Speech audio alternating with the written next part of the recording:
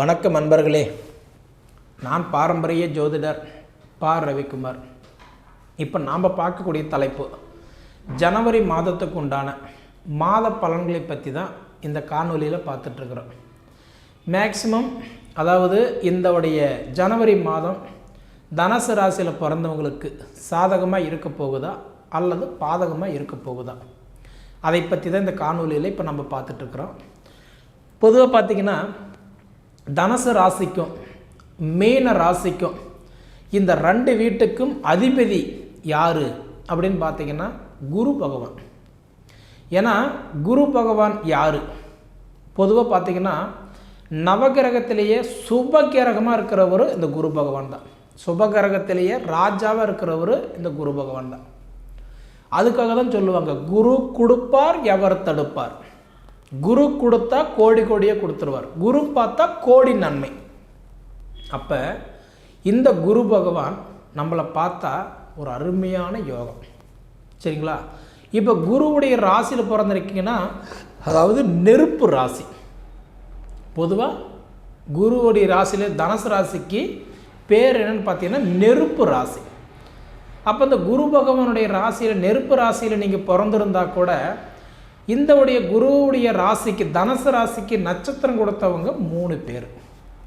அந்த 3 பேர் என்னைக்காவது உங்கள் ஜாதகத்தில் அவங்க நல்ல இடத்துல இருக்கிறாங்களா, இல்லை அவங்க எங்கே இருக்கிறாங்க, அவங்க எந்த மாதிரி வேலை செய்துட்ருக்குறாங்க, அவங்க நட்பாக இருக்கிறாங்களா, இல்லை பகையாக இருக்கிறாங்களா, இல்லை ஆட்சியாக இருக்கிறாங்களா, இல்லை நீச்சமாக இருக்கிறாங்களா, இல்லை உச்சமாக இருக்கிறாங்களா, என்னைக்காவது நீங்கள் பார்த்துருக்கீங்களா? ஒரே வார்த்தை அதாவதுன்றது என்ன, எனக்கு ராசி தனுசு ராசி சாமி, எனக்கு எப்படி இருக்குது? தனுசு ராசின்றது ஒன்று தாங்க, மரம் அப்படின்றது ஒன்று தான். நல்லா புரிஞ்சுக்கோங்க, மரம் அப்படின்றது ஒன்று தான். அந்த மரத்தில் போகக்கூடிய கிளைகள் இருக்குது பார்த்தீங்களா, அது 3 கிளைகள். அந்த 3 நட்சத்திரம் கொடுத்தவங்கள சொல்கிறேன் நான். அப்போ 3 கிளைகள். அந்த 3 கிளைகளில் எந்த கிளைகள் பாதுகாப்பாக போயிட்டுருக்குது, எந்த கிளை நமக்கு அதாவது விபத்து நோக்கி போயிட்டுருக்குது, எந்த கிளை அதாவது அனாமத்தாக நிற்குது அப்படின்றது என்னைக்காவது பார்த்துருக்கீங்களா? மரம் மட்டும் ஸ்ட்ராங்காக இருந்தால் போதாது சாமி, கிளைகளும் அதாவது எந்த டிஸ்டர்பன்ஸ் இல்லாத இருக்கணும், அதை முதல்ல தெரிஞ்சுக்கிடுங்க. அந்த மாதிரி பார்த்திங்கன்னா பொதுவாக ஒரு ஜாதகம் அப்படின்னு எடுத்துக்கிட்டேன்னு வச்சுக்கோங்களேன், 4 கிரகங்கள் மெயினாக நல்லா இருக்கணும். அந்த 4 கிரகங்கள் யாருன்னா, நம்ம ராசிக்கு அதிபதி, நம்ம ராசிக்கு நட்சத்திரம் கொடுத்தாங்க பார்த்தீங்களா 3 பேர், அந்த 3 பேர் நல்லா இருக்கணும். இந்த 4 கிரகங்கள் ஒரு ஜாதகத்தில் நல்லா இருந்தால் மட்டும்தான் நம்மளால் அடுத்த கட்டத்துக்கு அப்டேட் ஆக முடியும். அதே மாதிரி நமக்கு திசையும் புத்தியும் அந்தரம் நல்லா இருந்தால் தான் ஜோதிட சாஸ்திரம் என்ன சொல்லுது அப்படின்னா திசா புத்தி நல்லா இருக்குன்னு சொல்லுது. நீங்கள் ஒருத்தர் ஃபோன் பண்ணி எனக்கு தனுசு ராசி சாமி எனக்கு எப்படி இருக்குது நீங்கள் கேட்டீங்க அப்படின்னா அவங்க என்ன தெரியுமா சொல்லுவாங்க, பொது பலனா யூடியூப் பாருங்கள், சுய ஜாதகத்தை வேணால் பார்த்துக்கோங்க. ஏன்னா சுய ஜாதகத்தை பார்த்தா தான் உங்கள் திசை புத்தி தெரியும். எல்லா துளாராசிகாரங்களுக்கும் ஒரே திசை ஒரே புத்தி ஒரே அந்தரம் நடக்காதுங்க. அவங்கவுங்க திசை புத்திக்கெல்லாம் மாறும், வயசுக்கு தகுந்த மாதிரி மாறும். அப்படி பார்த்திங்கன்னா இந்த தனுசு ராசிக்கு அதாவது நட்சத்திரம் கொடுத்தவங்க 3 பேர். அந்த 3 பேர் யார் அப்படின்னு பார்த்திங்கன்னா, முதல்ல உங்களுக்கு நட்சத்திரம் கொடுத்தவர் கேது பகவான். கேது யார், அதாவது நிழல் கிரகம், ஷாயா கிரகம், வக்கர கிரகம். நிழல் கிரகம்னா அவருக்கு வீடு கிடையாது. ராகுக்கும் கேதுக்கும் வீடு கிடையாது. முதல்ல அதை நீங்கள் தெரிஞ்சுக்கிடுங்க. 12 கட்டத்தில் பார்த்தீங்க அப்படின்னா ராகு கேதுக்கு மட்டும் வீடு கிடையாது. வக்கர கிரகம்னா அவர் ரிபேஸில் சுற்றுவார். இப்போ நான் கை இப்படி தான் சுற்றினேன், காரணம் என்னென்னா ராகு கேதுன்றவர் ரிபேஸில் தான் சுற்றுவார், அவர் தான் வக்கர கிரகம். சாயா கிரகம் அப்படின்னா அவருக்கு என்ன கொடுக்கணும்னு தோணுதோ கொடுத்துட்டு போயிட்டே இருப்பார். அவருடைய நட்சத்திரத்தில் யார் யார் பிறந்திருக்காங்களோ அவங்களுக்கு அவர் ஒரு ஸ்பெஷலாக கொடுத்துருவார். திருடனாக இருந்தால் கூட தான் பிள்ளைகளுக்கு அவர் நல்லா தான் பண்ணுவார், சரிங்களா?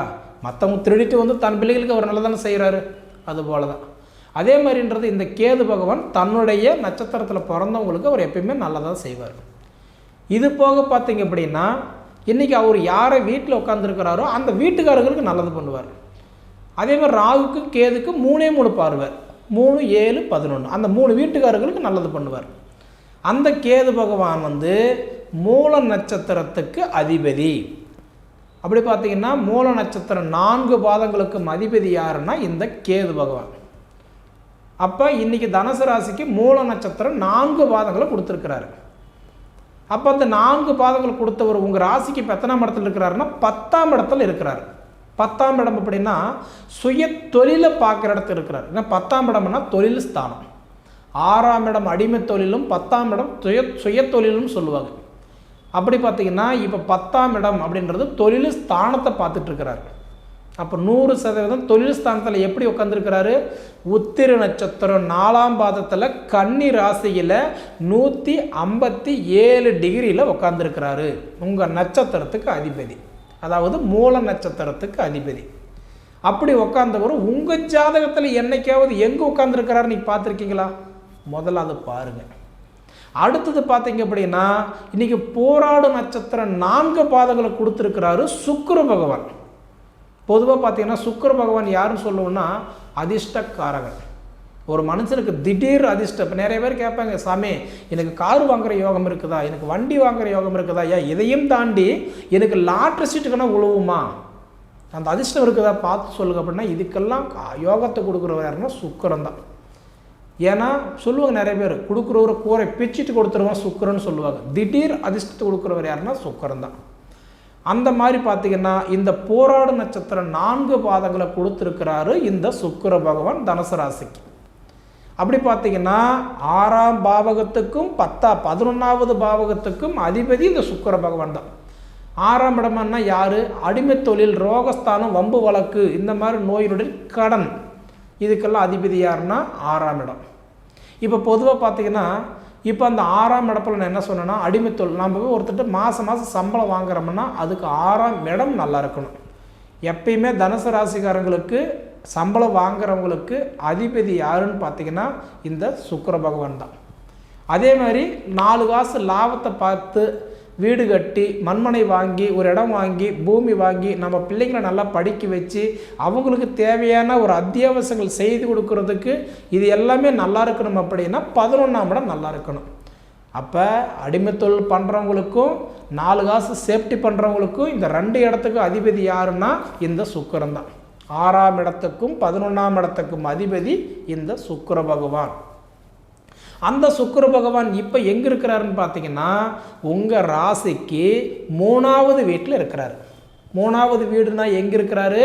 கரெக்டான்றது வந்து சகோதர ஸ்தானம், தைரிய ஸ்தானத்தில் இருக்கிறாரு.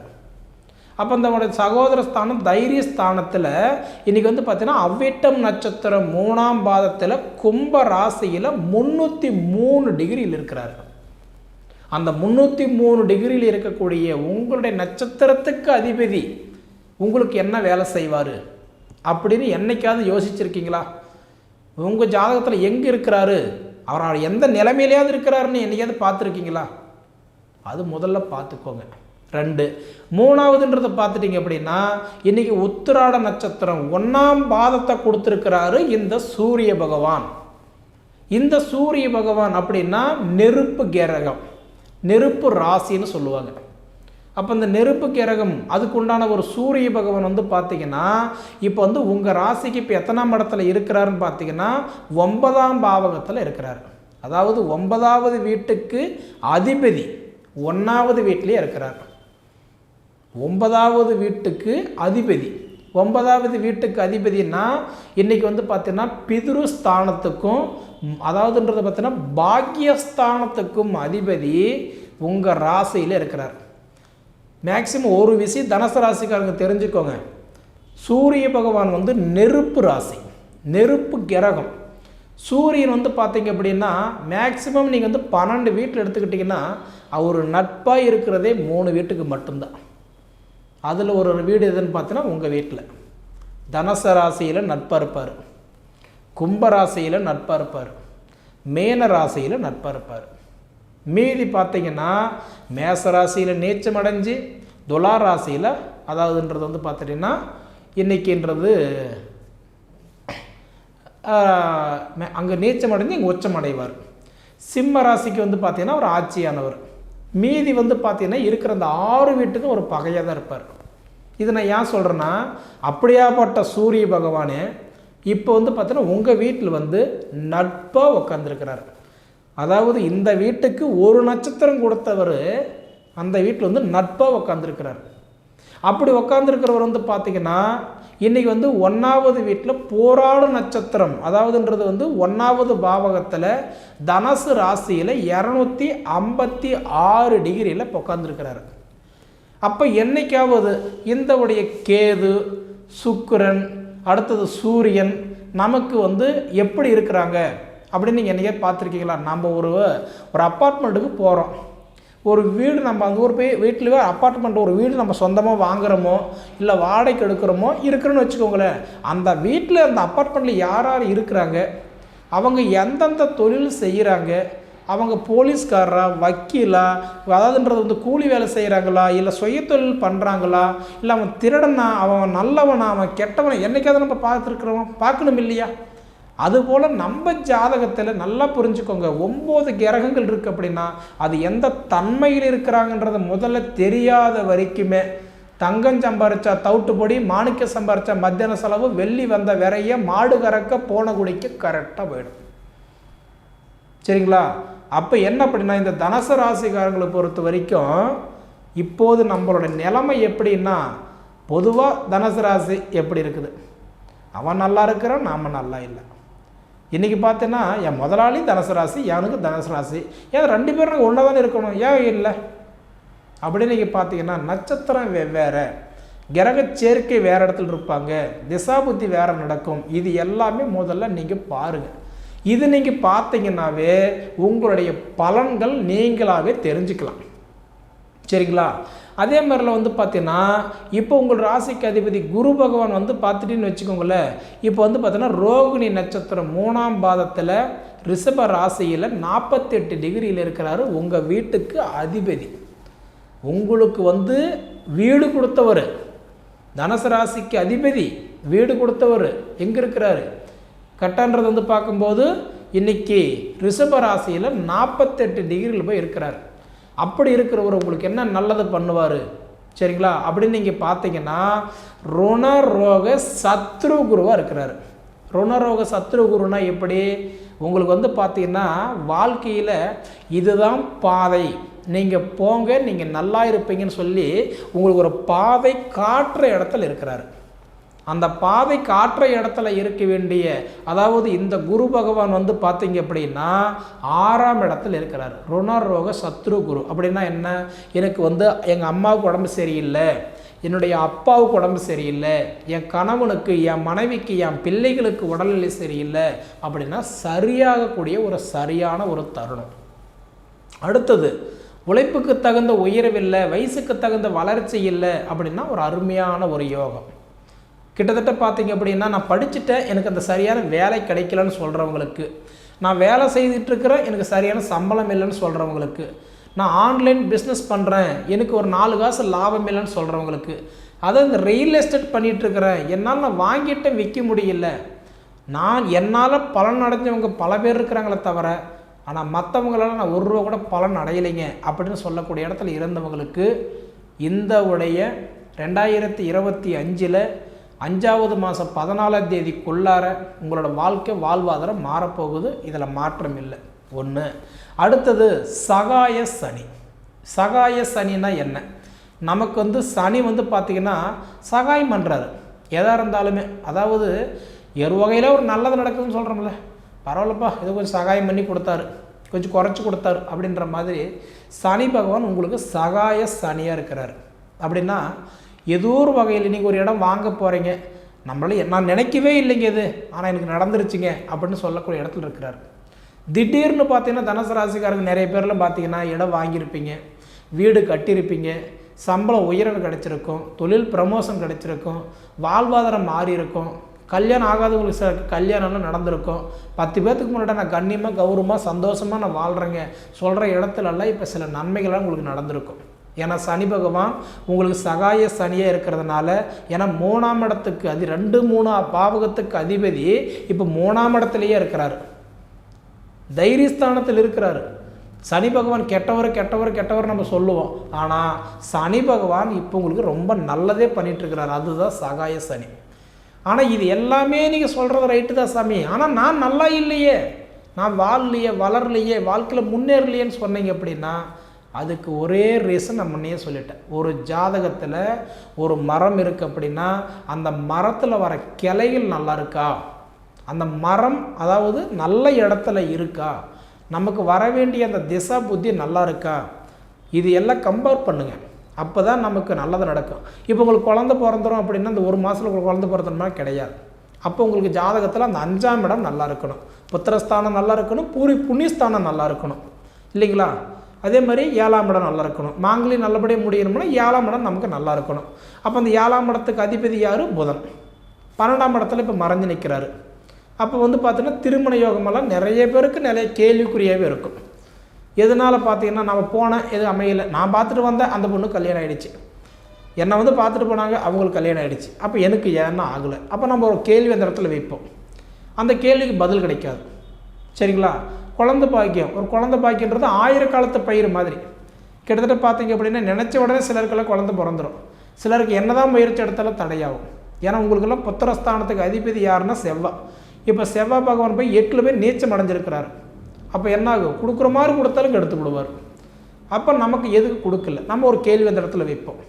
என்னப்படி பார்த்தாலுமே ஒவ்வொரு ஜாதகத்துக்குமே அந்தந்த பாவகத்துக்கு அதிபதி எங்கே இருக்கிறாங்க, அந்த அதிபதி நல்ல நிலைமையில் இருந்தால் நமக்கு நிச்சயம் நல்லது பண்ணியே தீருவார், இதில் மாற்றம் கிடையாது.